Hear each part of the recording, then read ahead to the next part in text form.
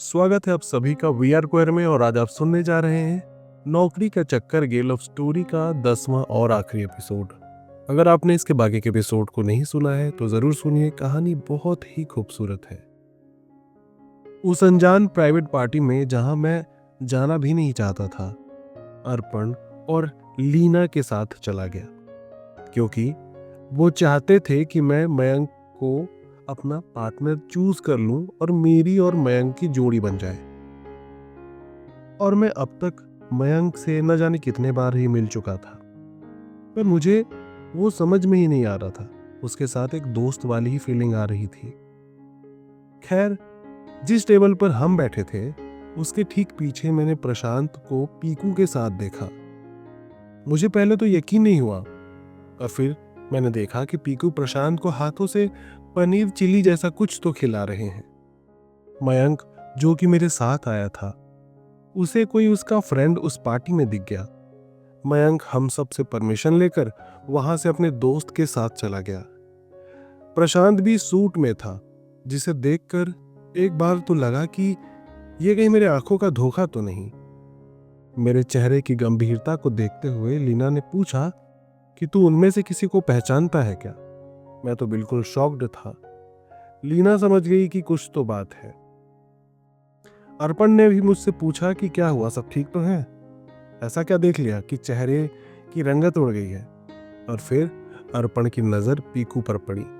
अर्पण ने तो पीकू को ट्रेन में मेरे साथ देखा ही था। अर्पण को लगा कि मैं पीकू की वजह से परेशान हूं, पर बात तो कुछ और भी थी। मैंने प्रशांत से बात करना बंद कर दिया था, ये सोचकर कि वो बाइसेक्सुअल है और वो किसी लड़की के साथ अफेयर में है। पर सारा किस्सा यहाँ पर उलट गया था। मेरा मन किया कि प्रशांत को थप्पड़ लगाऊं जा करके, क्योंकि उसने उसे कहा था कि किसी लड़की से प्यार करता है और अब यहाँ एक लड़के के साथ गुलछर्रे उड़ा रहा था। लीना ने जब पूछा कि बात क्या है, आखिर बताओ, मैंने उसे बता दिया कि ये वही प्रशांत है जिससे मैं प्यार करने लगा था, जिसके घर पर मैं रेंट पे रहता हूँ, जो मुझसे नीट प्रिपरेशन की बातें करता था। लीना ने कहा कि उसकी तैयारी तो गजब की चल रही है, और वो हंसने लगी। बूढ़े मर्दों का शौक है उसे, इसका मतलब, ऐसा लीना ने कहा। तब अर्पण ने कहा कि देखो, उसका बूढ़ा पार्टनर पीकू है, जिसने अनुपम को अपने प्यारी बातों में फंसाया था। लीना अर्पण की बात सुनकर और भी ज्यादा चौंक गई कि अच्छा, तो माजरा ये है, और कहा कि ये कैसा मजाक चल रहा है? प्रशांत से तुम अभी जाकर मिलो और सारे सवाल का जवाब मांगो, लीना ने कहा। मैंने मना कर दिया, ये कहते हुए कि यार छोड़ो ना, जाने दो उनको, उनकी जिंदगी है यार। वो जैसा चाहे वैसा जिंदगी जी सकता है, जिसके साथ चाहे उसके साथ जा सकता है। मैंने कौन सा प्रशांत को कमिटमेंट दी थी या फिर उसने मुझे कमिटमेंट दिया था? लीना ने कहा कि ऐसे तो लाइफ में कभी कुछ सुलझा ही नहीं पाओगे और दुनिया भर की चीजें उलझी रह जाएंगी तुम्हारी लाइफ में। जाओ, मेरी बात मानो और अभी बात करो। मैंने फिर भी मना किया तो लीना खुद उठकर प्रशांत के पास गई और मेरी तरफ इशारा करते हुए बोली कि उसे पहचानते हो? प्रशांत मेरी तरफ देखकर चौंक गया। वो मुंह छिपाने लगा। लीना बोली, मेरे साथ आओ। पीकू ने भी जब मुझे देखा वो मेरी तरफ आने लगा। फिर जब पीकू को दिखा कि प्रशांत के साथ कोई मैटर है, वो वहीं रुक गए। प्रशांत ने कहा कि अनुपम सर, आप यहाँ? मैंने कहा कि क्यों, क्या हुआ, कोई प्रॉब्लम है मेरे यहाँ होने से? मैं नहीं आ सकता क्या यहाँ पर? तो प्रशांत ने कहा कि ये तो LGBTQ की प्राइवेट पार्टी है। मैंने फिर कहा कि तो फिर क्या हुआ अगर प्राइवेट पार्टी है? मैं थोड़ा सा एरोगेंस के साथ बात कर रहा था। प्रशांत ने कहा कि हुआ तो कुछ नहीं, पर आप यहाँ पर कैसे? उसके बात में, टोन में एक अलग ही तेज था, मतलब घबराहट भरी या फिर एक्साइटमेंट से भरी। और आपने मैसेज का कोई रिप्लाई नहीं दिया। मैंने कहा कि वो सब छोड़ो, मैसेज तो पहली बात मैं देखना नहीं चाहता। पता नहीं तुमने क्या भेजा था, तुमने मुझे बताया कुछ और यहाँ कर कुछ रहे हो। पहले तुम ये बताओ, उस लड़की का क्या हुआ जिसके साथ तुम रिलेशनशिप में थे, और अब यहाँ लड़कों के साथ भी मस्ती कर रहे हो? प्रशांत ने कहा कि सर, मैं आपको समझाता हूँ, शायद आपने मेरे मैसेजेस नहीं पढ़े हैं। मैंने कहा कि मुझे मत समझाओ कुछ भी, मैं समझ गया हूँ और यहाँ पीकू के साथ देखकर तो अच्छे से जान गया। प्रशांत ने कहा कि पंकज जी को जानते हैं आप? मैंने कहा कि हाँ, उसको भी अच्छे से जानता हूँ। प्रशांत ने कहा कि इसका मतलब आप भी समलैंगिक ही हैं? मैंने कहा कि मैं जो कुछ भी हूँ, फिलहाल ये अभी मुद्दा नहीं है। और हाँ, मैं हूँ समलैंगिक और अभी से नहीं, बचपन से ही हूँ। और ये बात मेरे अलावा मेरे दोस्तों को, मेरे माता पिता सभी को मालूम है, बस तुम्हें शायद पता नहीं थी। मैं प्रशांत से बहुत गुस्से में बात कर रहा था। इस पर मुझसे अर्पण ने कहा कि यार आराम से बात कर ले, वो कुछ समझाना चाहता है शायद। तब प्रशांत को लगने लगा कि अर्पण मेरा शायद समलैंगिक पार्टनर है, एक गे पार्टनर है। प्रशांत खुश तो था मुझे यहाँ सबके साथ देख करके, पर मेरे अंदर का गुस्सा मैं ही जानता था। प्रशांत ने कहा कि सर, मैंने आपसे झूठ कहा था। असल में मैं जिस गवर्नमेंट जॉब वाली बड़ी उम्र की लड़की के बारे में बात कर रहा था, वो पीकू जी ही थे। और पीकू जी भी टीचिंग डिपार्टमेंट में ही हैं। अनुपम सर, आपको तो सारी बात बताई है मैंने मैसेज में, आपने पढ़ा ही नहीं है। आपको मैं हमेशा से अपना मानता आया हूँ, आपको इतना कॉल किया, मैसेजेस किए, हर एक बात बताई है, और फिर आप ऐसे नाराजगी दिखा रहे हैं। आपने तो रिप्लाई तक नहीं दिया। मैं बहुत अकेला पड़ गया था, मैंने बहुत मुसीबतों का सामना किया है, और तब जाके मुझे ये फैसला लेना पड़ा कि मैं यहाँ आकर रहूँ। आइए, मैं पीकू जी से मिलवाता हूँ। वैसे आप एक दूसरे को जानते हैं, पर फिर भी मैं चाहता हूँ कि जो दो मेरे खास हैं वो आपस में बातें करें। मैंने कहा कि हम जानते हैं पहले से एक दूसरे को। अब मन थोड़ा ठीक हुआ और मैंने पीकू से मिलने के बाद आंखों में इशारे भी किए। गुस्सा भी था मेरा, पीकू समझ गए थे कि मेरा इशारा किशोर है। साथ में अर्पण और लीना को भी मिलवाया उससे। पीकू थोड़ा नर्वस था कि उसकी सच्चाई शायद सामने ना जाए, पर मुझे लगा था कि पीकू ने सारा सच बताया होगा प्रशांत को। खैर, इंसान वो अच्छा था, पर उसके अंदर एक चालाकी थी जो मैंने काफी पहले देख ली थी। इसलिए मैं पीकू को कहीं ना कहीं अच्छा इंसान नहीं मान पा रहा हूँ। हम सभी साथ में बैठे। प्रशांत ने पीकू और मुझसे पूछा कि हम कैसे जानते हैं एक दूसरे को। प्रशांत ने पीकू से मेरी बहुत तारीफ भी की, और फिर बातों ही बातों में मुझे पता चला कि प्रशांत महीनों पहले ही अपना घर और गांव छोड़ चुका है और यहाँ गोरखपुर में रहता है। प्रशांत ने बताया कि वो अभी एक रेंट के कमरे में रहता है, जिसका सारा खर्चा पीकू उठा रहे हैं। मैं अब रात को उस पार्टी से निकला और अर्पण के साथ उसके घर पर लौट आया। हम तीनों कुछ देर बैठकर सारा माजरा डिस्कस करने लगे। मैंने उसी वक्त प्रशांत के वो मैसेजेस पढ़े जो उसने मुझे काफ़ी पहले भेजे थे, जिसे मैंने रीड तक नहीं किया था। प्रशांत ने बताया था कि कैसे पीकू उसे अपने पास बुला रहा है। मैसेज में उसने लड़की का नाम जिक्र किया हुआ था, जो बाद में उसने बताया कि एक पुरुष है, और फिर प्यार की कसम वगैरह, उसका टॉर्चर करना मतलब प्यार में। और फिर एक दिन वीडियो कॉल पर बात करते हुए गलत स्थिति में प्रशांत को उसके पापा ने देख लिया था और उसी दिन से उससे फ़ोन छीन लिया गया। बहुत मार पीट की गई। पढ़ाई छुड़ाकर लड़की से शादी की बात होने लगी। एक ही 2 दिन में लड़की ढूंढ ली गई और शादी तय करने की बात होने लगी। और हर दिन क्या क्या हो रहा है, प्रशांत सब कुछ डिस्कस कर रहा था मैसेजेस में, पर मैं रीड ही नहीं कर रहा था। मुझे उस वक्त अफसोस हो रहा था कि शायद उससे ज़्यादा मेरी गलती है। मैंने ही अर्पण और लीना से बात करने के बाद, अपनी इनसिक्योरिटी बताने के बाद, उनके सजेशन को ध्यान में रखा और मैंने प्रशांत के सारे मैसेजेस इग्नोर किए। मैसेजेस इतने लेट से कैसे पढ़ सकता हूँ मैं आखिर, जब उसे मेरी ज़रूरत थी मैं नहीं था। मुझे अफसोस तो हुआ, पर यह भी लगा कि शायद जो होता है अच्छे के लिए होता है। प्रशांत ने घर में अपने गे होने वाली बात बता दी थी। एक तो गांव का माहौल, घर का पूरा जो माहौल है वो बिगड़ गया था। घर वालों से वो दूर चला आया और पीकू के साथ रहने लगा। अब पीकू जी उसका सारा खर्च उठा रहे थे।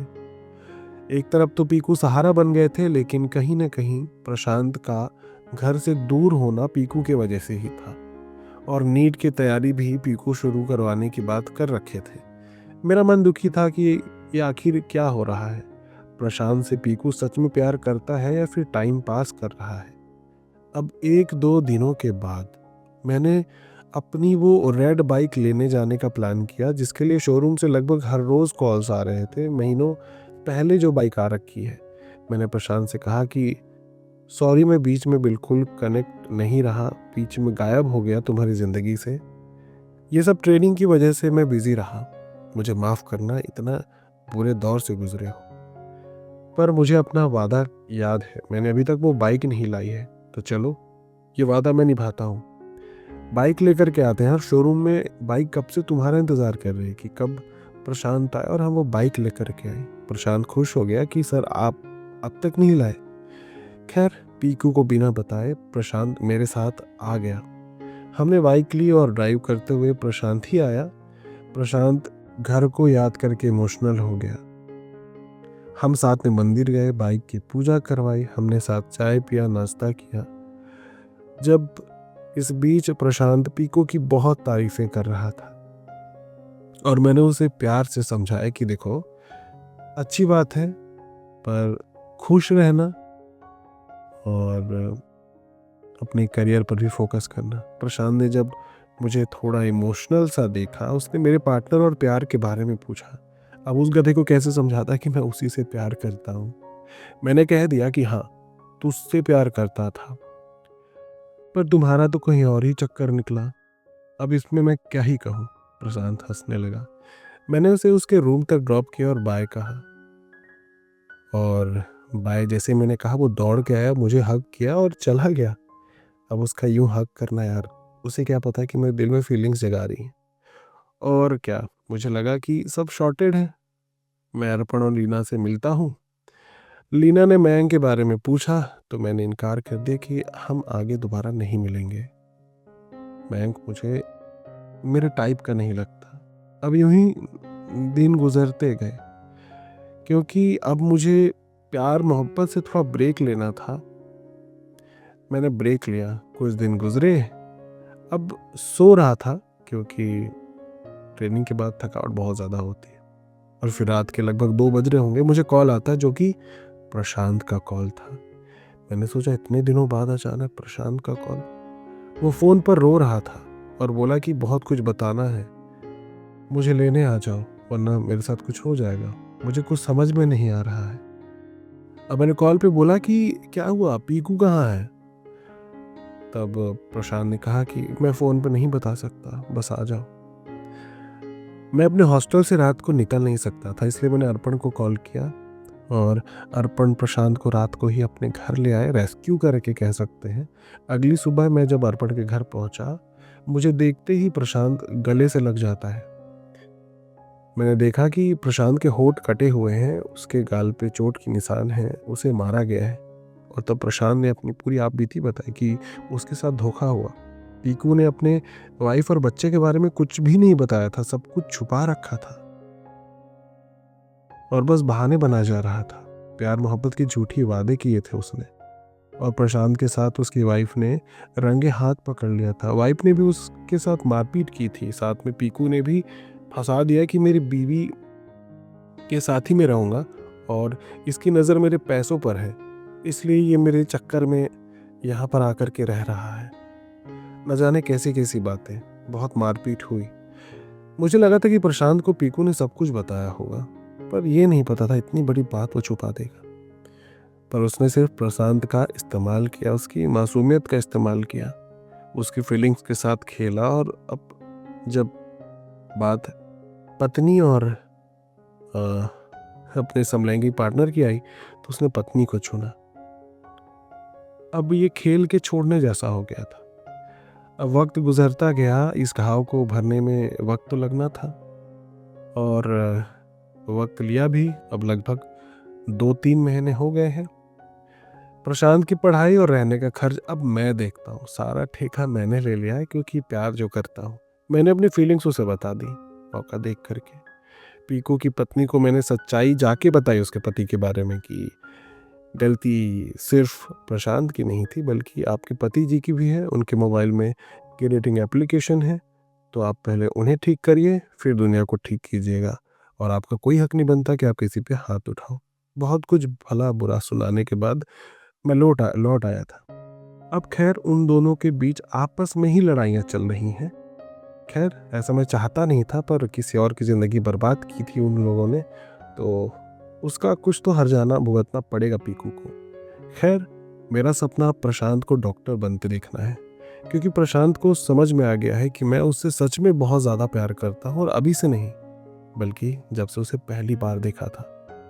आज नौकरी के चक्कर में मैंने दिल्ली छोड़कर यहाँ गोरखपुर आया। मुझे पता नहीं था मेरी ज़िंदगी में आगे क्या होगा। प्यार की तलाश तो थी, और फाइनली बिना मांगे ही ऊपर वाले ने सब कुछ दे दिया था। तो जो कुछ मैं डिजर्व करता था ऊपर वाले ने दे दिया था, या जो कुछ मेरे नसीब में था वो सब कुछ मेरे पास था। तो स्टोरी हमारे गले मिलने और पहली रात पे जाकर के ख़त्म होती है, जब हम दोनों पहली बार एक दूसरे के साथ होते हैं। तो यूं ही कहानी होती है दोस्तों ख़त्म, और उम्मीद करता हूँ आपकी ज़िंदगी में भी ऐसी हैप्पी एंडिंग होगी, और आपका चाहने वाला भी कहीं ना कहीं किसी न किसी मोड़ पे आपका इंतज़ार कर रहा होगा। बस इंतज़ार है उस सही शख्स को पहचानने का। मिलते हैं एक नई गे लव स्टोरी के साथ। आज के लिए तो बस इतना ही। लव इज़ लव, निलय का ढेर सारा प्यार। Thank you.